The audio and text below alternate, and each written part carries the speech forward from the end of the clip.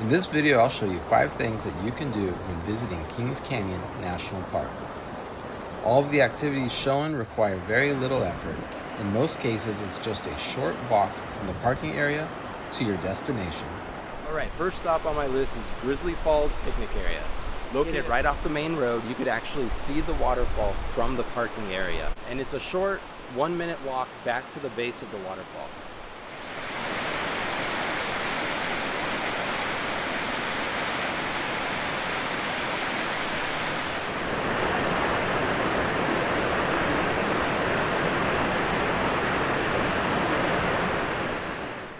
Coming in at number 2 on my list is Knapp's Cabin. Located right off of Highway 180, this one-room cabin was built in 1925 by George Owen Knapp for his fishing and camping expeditions and was later added to the National Register of Historic Places on December 20th, 1978. Once you walk through the cabin, you can see why it was built here. The cabin sits on top of a moraine, elevated from the canyon floor, giving it spectacular views. Alright, number 3 on my list, Roaring River Falls. Located right off of Highway 180, Roaring River Falls is a very short hike back to a waterfall. A very easy hike that pretty much anybody will be able to do. There are also a couple of areas that look great for swimming, but use caution. The park warns that the currents below the surface of the water can easily drag you under, and drowning in rivers is the most common cause of death in Sequoia and Kings Canyon National Parks.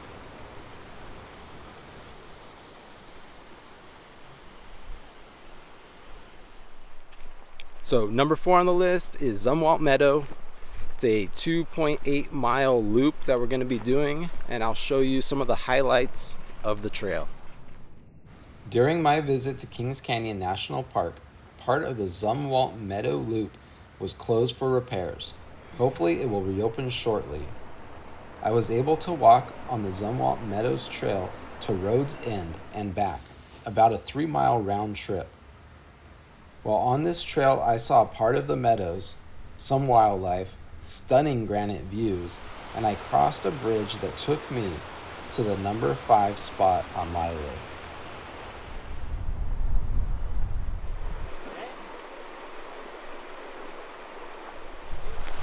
Alright, my 5th and final thing to do in Kings Canyon is jump off of Muir Rock. Just a warning, it gets really crowded here, especially on the weekends, so make sure you get here early and you don't mind the crowds.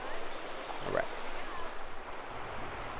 Over 100 years ago, John Muir would speak to people from this rock about his love of the wild and his theories on the formation of the canyons. Today, it's a jumping rock and a swimming hole.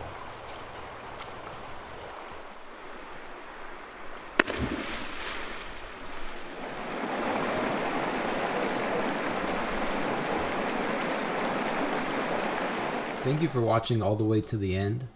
If you'd like, hit the subscribe button so you don't miss any of my future content, or click the box above to watch another video right now.